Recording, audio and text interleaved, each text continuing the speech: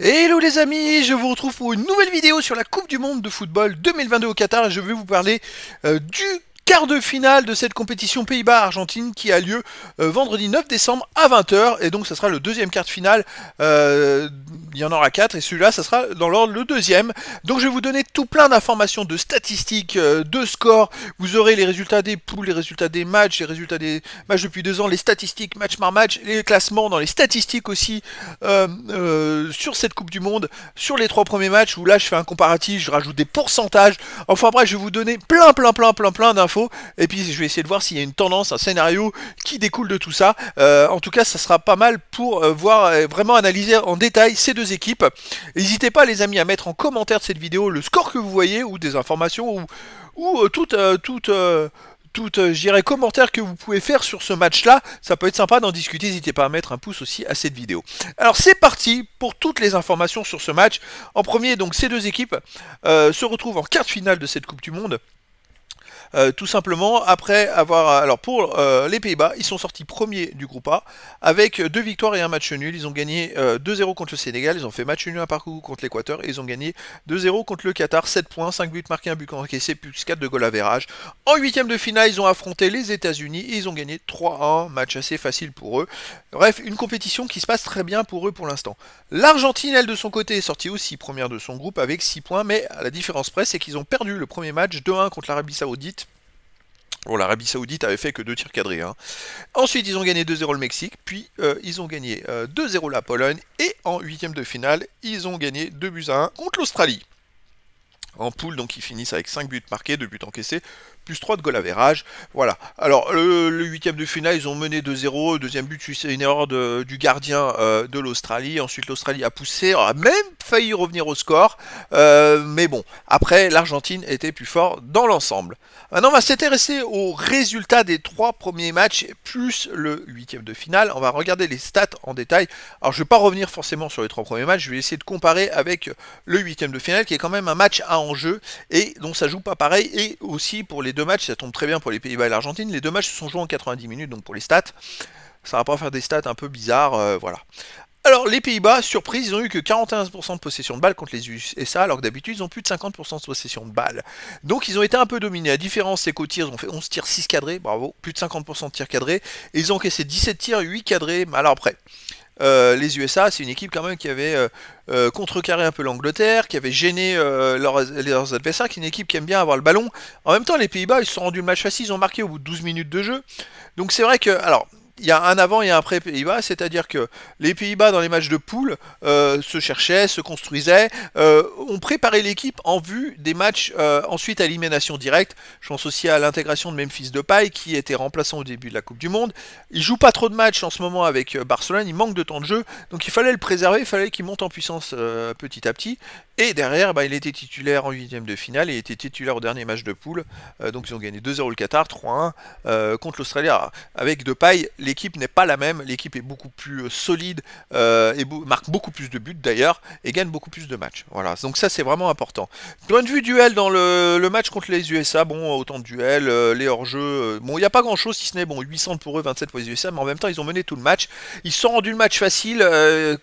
Collectivement, donc ils n'ont pas eu à forcer plus que ça, si ce n'est quand les USA sont revenus à 2-1, après ils ont poussé et puis ils ont marqué un troisième but directement derrière en 5 minutes. Donc voilà, une qualification somme toute facile. Les Argentins, eux, 60% de possession de balle. Bon, ils sont dans la lignée un petit peu de ce qu'ils faisaient avant, légèrement moins de possession de balle. 14 tirs, 5 cadrés. Alors là, ils ont été très forts en défense. L'Australie, 5 tirs et seulement un cadré. Donc ils ont quand même bien contrecarré, même si les Australiens ont failli égaliser dans les fins de match. Les duels, bon, c'est pareil, 3 hors-jeu à 0. Bon, il n'y a rien de spécial, 5 centres à 16. Bon. Alors, les Argentins se sont pas foulés, on va dire. Ils ont gagné le match avec leurs compétences. Ils ont été très bons dans ce qu'ils savent faire. Et surtout, Lionel Messi a fait un match exceptionnel. Ils auraient pu marquer 2 ou 3 buts de plus très facilement, mais bon, certains joueurs ont raté un petit peu des choses par manque de confiance. Après, Lionel Messi a délivré des caviars. Bon, moi, les Argentins, ils ont un gros potentiel. Ils sont perfectifs pour la suite. C'est une équipe très dangereuse.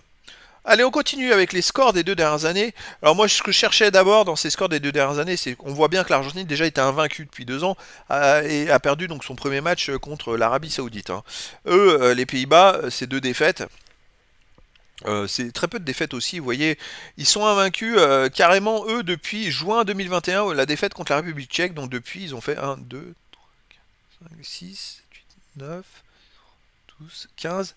Ils en sont à 19 matchs de suite sans défaite, les Pays-Bas. C'est quand même pas mal du tout. Ils sont invaincus depuis 19 matchs. Donc ça, c'est une référence. C'est quand même à souligner. Voilà, c'est quand même à souligner. Après, j'ai trouvé des petites corrélations. Bon, c'est sans plus, hein. C'est-à-dire que, par exemple, l'Argentine a battu l'Équateur 3-0 chez eux. Parce que là, on est sur terrain neutre pendant la Coupe du Monde. Ensuite, ils ont rejoué contre l'Équateur. Ils ont fait un partout le Transmazerné en Équateur. Alors que les Pays-Bas ont fait un partout contre l'Équateur, mais en faisant tourner l'équipe. Donc voilà, j'ai pas d'autre correspondance entre les deux matchs.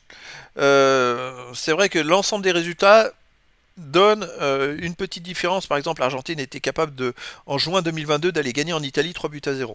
Donc il y a un petit avantage pour les Argentins. On va aller sur les stats des trois premiers matchs, plus le huitième de finale que j'ai mis sur le côté, et les classements. Alors là, on va rentrer vraiment dans le détail des stats. Ça va être très très intéressant en attaque. Bon, ils ont la même attaque, huitième et dixième, mais c'est le même nombre de buts marqués. But encaissé, je parle uniquement des trois premiers matchs dans les poules. Et les buts encaissés, donc un but pour les Pays-Bas, c'était quatrième meilleure défense, huitième pour l'Argentine. Donc le goal average, bon bah ils sont très très bien. En fait, les deux équipes sont quasiment au même niveau. Possession de balle. L'Argentine est deuxième avec 67% de possession de balle. Et deuxième sur... il y a 32 équipes, hein, il y avait 32 équipes à cette Coupe du Monde. Donc c'est quand même deuxième sur 32, hein, c'est pas mal. Hein. L'Argentine est dixième avec 58,9%.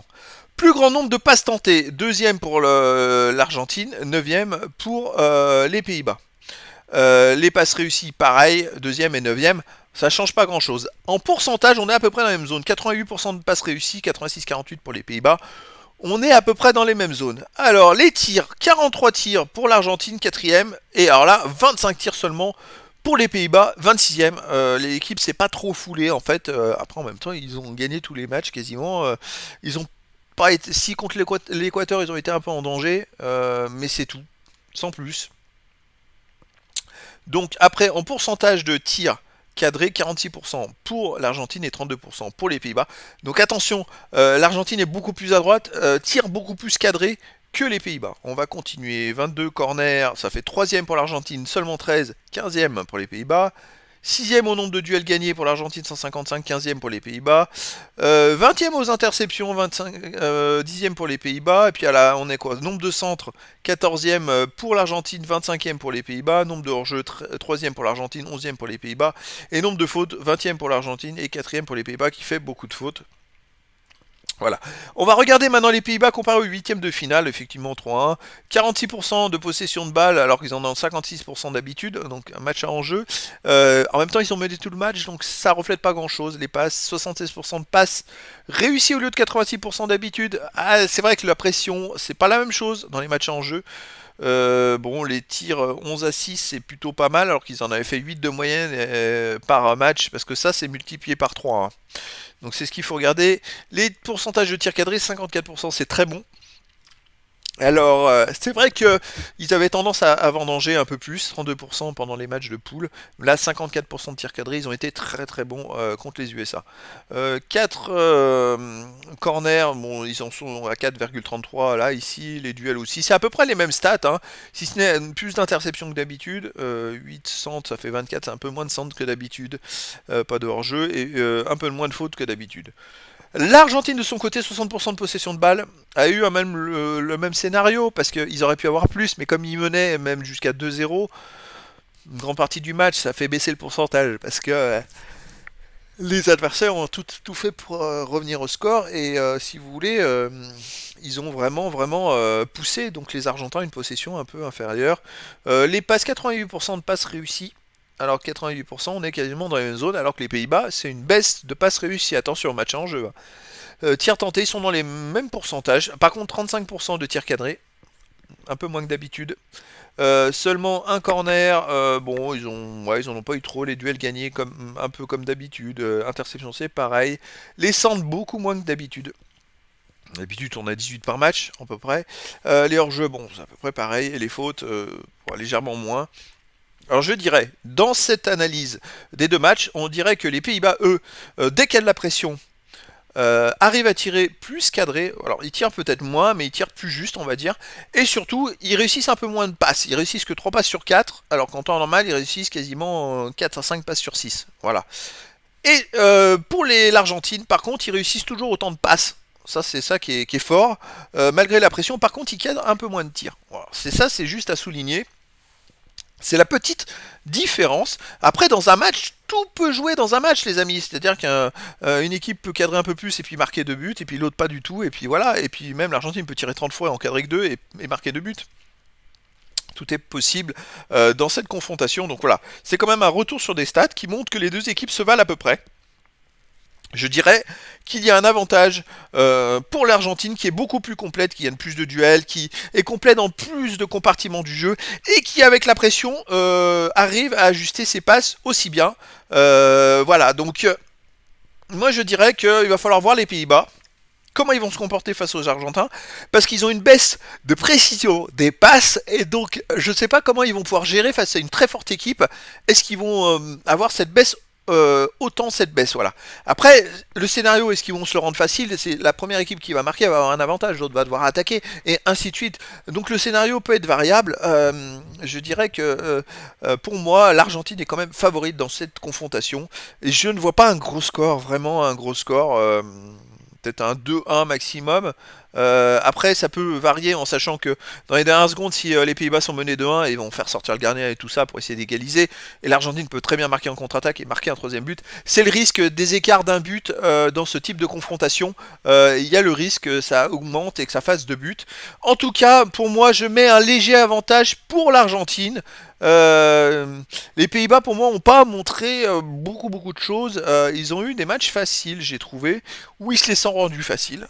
Attention, hein, parce qu'ils ont fait le boulot quand même. L'Argentine a eu des matchs beaucoup plus difficiles, a perdu contre l'Arabie Saoudite, mais en dominant, en ultra dominant le match. Donc ça reflète rien. Les Argentins sont plus dans le dur que les Pays-Bas. Est-ce que les Pays-Bas vont se faire violence quand ils vont être dans le dur?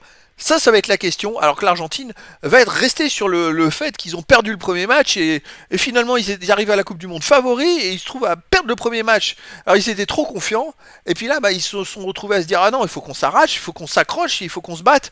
Donc pour moi les Argentins risquent d'avoir un petit plus pour la victoire en quart de finale. En tout cas, les amis, n'hésitez pas à mettre le score que vous pensez de ce match en commentaire de cette vidéo. N'hésitez pas à mettre des informations. Moi, j'ai hâte de savoir et d'échanger avec vous pour voir ce qui peut découler de ça, puisque tout le monde pense.